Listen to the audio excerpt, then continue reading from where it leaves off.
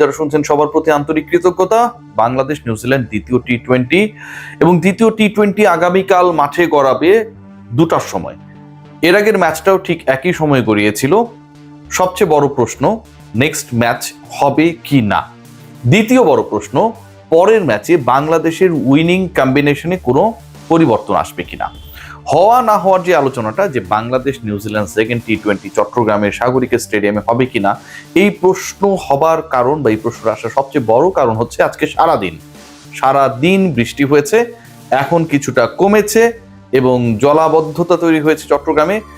একই বৃষ্টির ফোরকাস্ট আগামীকালও রয়েছে।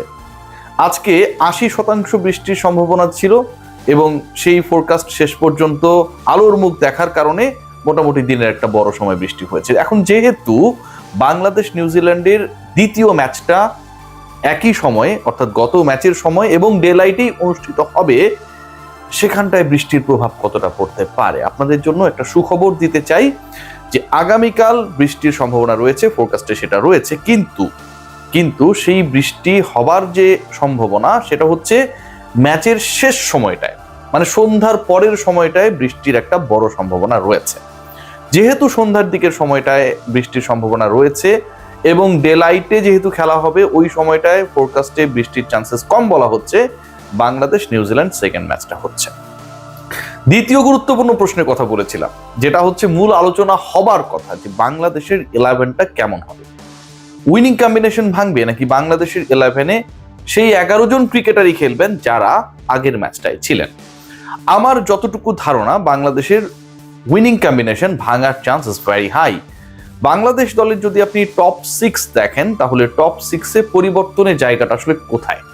1 নম্বরে 2 নম্বরে আপনারা সবাই জানেন তানজিদ তামিম এবং সাইফ হাসান, তারপরে লিটন কুমার দাস, তারপর তাওহিদ হৃদয়, তারপরে আমরা পাচ্ছি পারভেজ হোসেন ইমন এবং নাম্বার 6-এ শামীম হোসেন পাটোয়ারি। এই যে আমি 6 জনের নাম বললাম, যারা আলটিমেটলি আমার 11-এর টপ 6, এই টপ 6-এর মধ্যে 2টা ভাগ রয়েছে।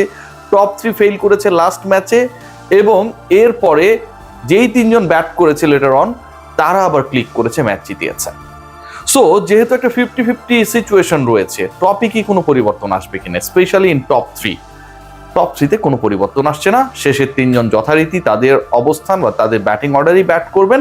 সো বাংলাদেশ দলের প্রথম 6 জনের পরিবর্তনের কোনো সম্ভাবনা এখন পর্যন্ত নেই। যদি কোনো না কোনো ইনজুরি বা কোনো থাকে না, শেষ মুহূর্তের আনঅ্যাভয়েডেবল সিচুয়েশন ক্রিয়েট হয়, বাংলাদেশের টপ 6 ঠিক থাকছে। তানজিদ হাসান তামিম, সাইফ হাসান, লিটন, তাওহিদ হৃদয়, ইমন এবং শামীম হোসেন পাটোয়ারি, এই 6 জন যারা প্রথম ম্যাচে খেলেছিলেন, তারাই দ্বিতীয় টি-20-তে নিউজিল্যান্ডের বিপক্ষে মাঠে নামেন।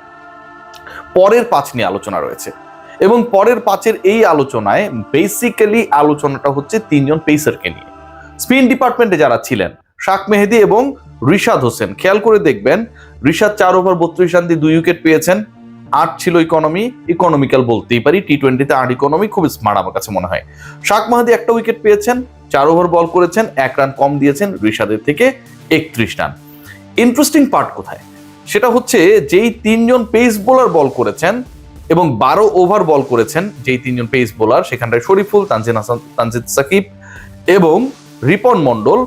শরীফুল দিয়েছেন 36, তানজিম সাকিব দিয়েছেন 40, রিপন মন্ডল দিয়েছেন 39 রান।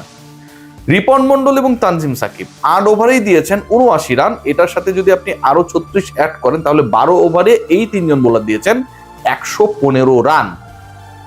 12 ওভারে 115 মানে তাদের ইকোনমি অলমোস্ট 10-এর কাছাকাছি। সো পেস ডিপার্টমেন্টে একটা পরিবর্তন আমার কাছে মনে হয় আসার সম্ভাবনা চরম, এবং সেই পরিবর্তনের জায়গাটায় আসলে প্রথমবারের মতো আন্তর্জাতিক ক্রিকেটে আব্দুল গাফফার সাকলাইন খেলতে নামবেন কিনা। সাকলাইন যদি খেলতে নামেন, তাহলে একজন বাদ করবেন এবং সেই কন্টেন্ডার হিসেবে রিপন মন্ডলের নামটা আমার কাছে মনে হয় সবচেয়ে বেশি চলে আসে।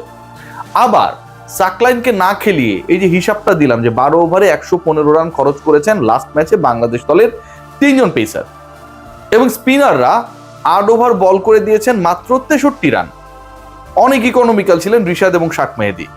সো যেহেতু স্পিন ডিপার্টমেন্ট তুলনামূলকভাবে কৃপণ ছিল, ইফেক্টিভ ছিল, 3টা উইকেটই আসলে স্পিনাররা নিয়েছেন, ওই জায়গাটায় 3 পেসার না খেলিয়ে কি আপনি নাসুম আহমেদকে টি-20-তে খেলাবেন, সেকেন্ড ম্যাচে খেলাবেন, সেটাও একটা বড় প্রশ্ন। চট্টগ্রামে আপনি 3 পেসার খেলাবেন নাকি 3 স্পিনার খেলাবেন? 3 স্পিনার যদি খেলান তাহলে একজন পেসার বাদ পড়বে, আর 3 পেসার যদি খেলান একজনকে চেঞ্জ করে তাহলে সাকলাইনের খেলার একটা সম্ভাবনা ক্রিয়েট হবে।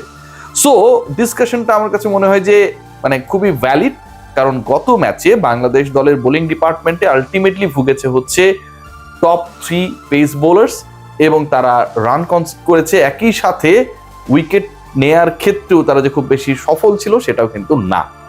টপ 3 মধ্যে বাদ পড়ার জায়গায় তুলনামূলকভাবে শোনা যাচ্ছে রিপন মন্ডলের নাম, তবে একজন ক্রিকেটারকে এক ম্যাচ খেলিয়েই ড্রপ করে দেয়া এটা আমি সাপোর্টেবল মনে করি না। সো ওই জায়গা থেকে রিপনের টিকে যাবার সম্ভাবনাটা যথেষ্ট রয়েছে।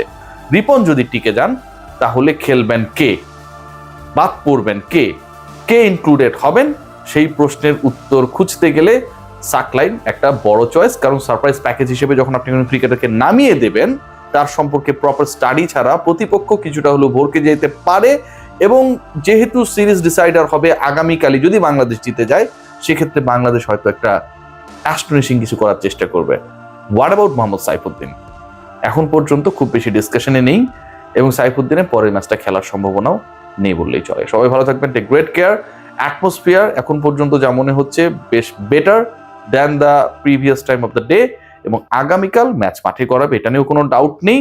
বাংলাদেশের টপ 6-এ কোনো পরিবর্তন আসছে না, 6 জন যারা ছিলেন তারাই খেলবেন, কিন্তু বোলিং ডিপার্টমেন্টে চেঞ্জেস আসার বড় একটা সম্ভাবনা রয়েছে। Let's see what happen.